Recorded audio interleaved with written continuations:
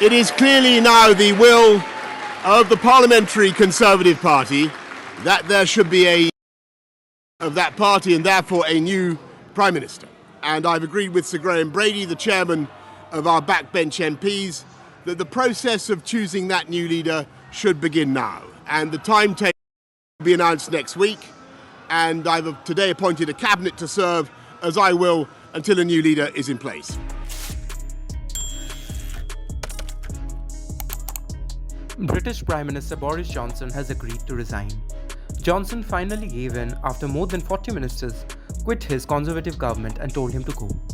The resignation of Rishi Sunak and Sajid Javid, two of the United Kingdom's senior-most ministers, was perhaps the last nail in the coffin for Johnson. Prime Minister Johnson's nearly 3 years in power, which began with a landslide victory in December 2019, has been rocked by a series of scandals and growing criticism from within his own party. Here's a look at some of the major crises that finally led to the resignation of Prime Minister Boris Johnson.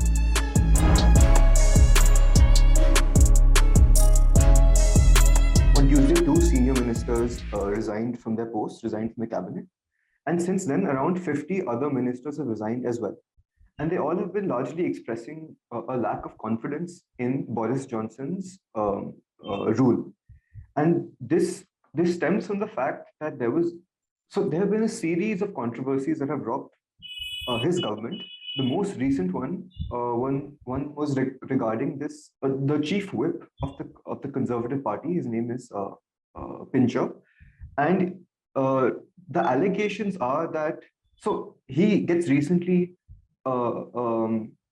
arrested. So he gets recently accused of sexually assaulting two men at a bar while he's drunk, and the accusation against Boris Johnson is that he was aware of other sexual misconduct allegations against Pincher all the way back in 2019, and he did not act upon it. So that was the charge against Boris Johnson. And so when this is leveled against him, Boris Johnson says that he was not aware of any of these charges. But then in a span of 2-3 days, he quickly changes his answer and says, "Oh, I didn't remember being told about any of these charges." And this comes after a very senior civil servant in the UK says that I did tell Boris Johnson all the way back in 2019 about Pincher and the allegations against him. So largely these ministers have been upset about a series of controversies, but most recently about this one, about him lying about knowing about these allegations against Pincher.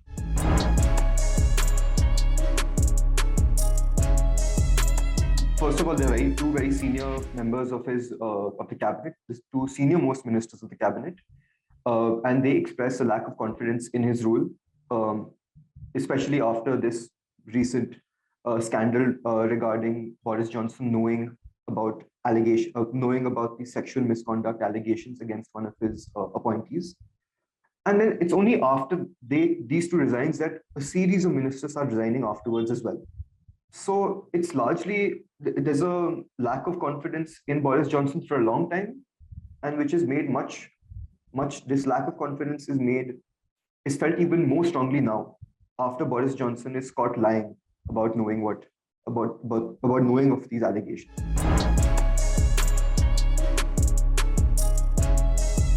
There have been so many controversies that have rocked his government. It's only been around 3 years since he came to power. And you have to remember that his victory, when he comes to power, the Conservative Party gets a huge victory. In almost, I think in around 30 years, they never had such a large margin of victory.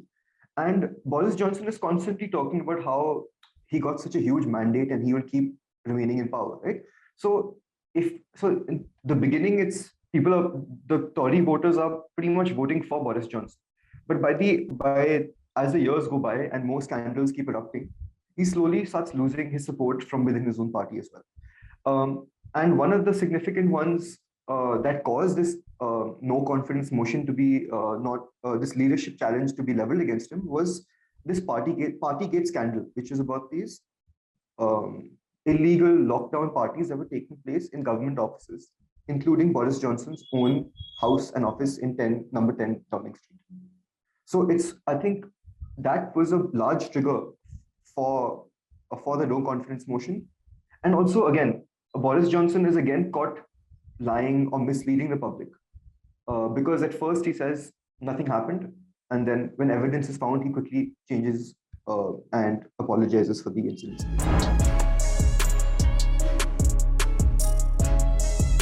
Since November 2021, the media starts first, British media first starts reporting about alleged parties that are supposed to have taken place in government offices.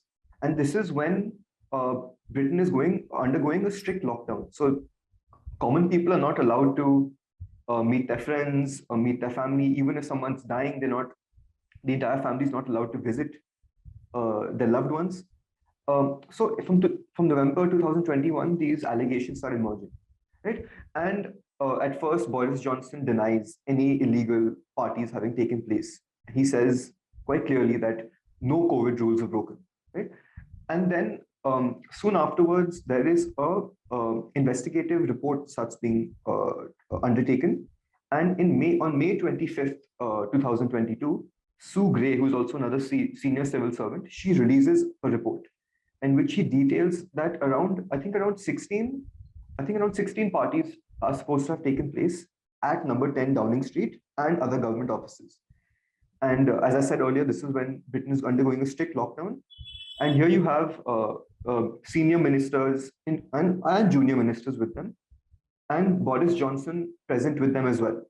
And there are pictures of him drinking along with other ministers. And then there were actually some of the details were quite spicy as well, right, that emerged in this report. Here you have they detailed some like excessive drinking taking place at these parties.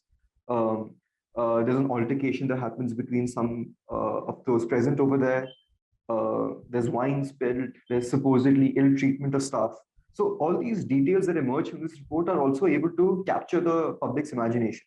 And of course, they're already upset about the fact that while the rest of the public is not able to meet their family and loved ones during COVID, during the lockdown, the parliamentarians and the Prime Minister himself included are taking part in these gatherings.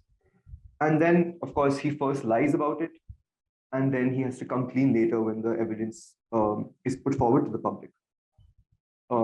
So this Partygate scandal that really rocked his government. It was a pretty significant event in his reign.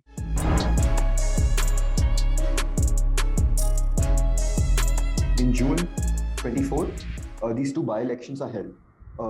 And this is because they were previously held by two conservative MPs who resigned from their posts after facing sex scandals, right? So one of them is accused of sexually assaulting a teenage boy, and the other is accused of watching pornography in Parliament. And after these scandals emerged, they resign, and that's why these polls are and these by-elections are held.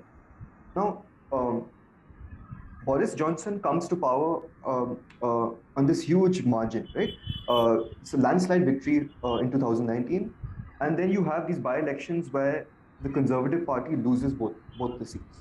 One in particular, I think Tiverton, Honiton, they had a 24,000 seat majority over there, and they lose that seat to the Liberal Democrats in one of the largest overturns in any by-election. So it's quite a significant moment for the party, for a party that's already been facing so many scandals, and then the co-chairman of the party resigns as a result, right, of the terrible results that emerge after it. So I think this loss further shows the Conservative MPs and the voter base that they are not getting as much support as they had once received under Boris Johnson in 2019. Possibly his public image is waning. So it's a pretty significant moment for the party as well.